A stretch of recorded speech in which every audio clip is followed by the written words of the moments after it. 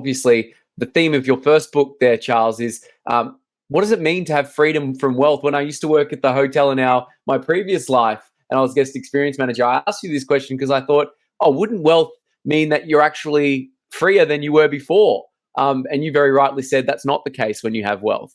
So I'd love to know what this concept is of having freedom from wealth. Well, that's a good question, Colin. And I'd say particularly to young lawyers and young advisors, and this is advice from an old lawyer and an old advisor, I'd always start with the question of a client. What is your wealth for? That's a very easy question, and it's hard to answer. I was working with a fellow who came into our office a few years ago. He was an accidental billionaire. He'd invested in a friend's business maybe 20 years earlier and hadn't invested a lot. By the time he came to see me, the business interest he had was worth $1 billion or so. And he came into the office. I said, why are you here? He said, oh, I want to save taxes. I said, well, we can do that. We've been doing that for 115 years. But you've told me what you don't want your wealth for, taxes. What do you want it for?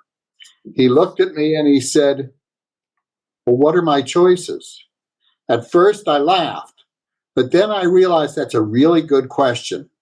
And if you're talking about multi-generational wealth, there are lots of strategies, but the only choice is to make sure everyone can be all he or she can be. Self-actualization. And Cullen, that gets to the question of what does freedom from wealth mean?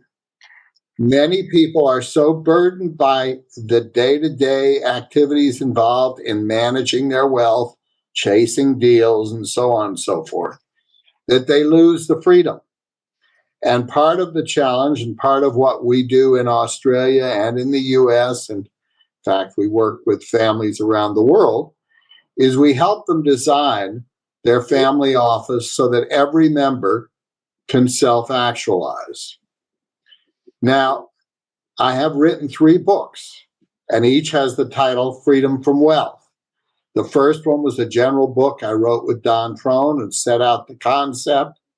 The second book was a book for wealth inheritors and those who are advising wealth inheritors.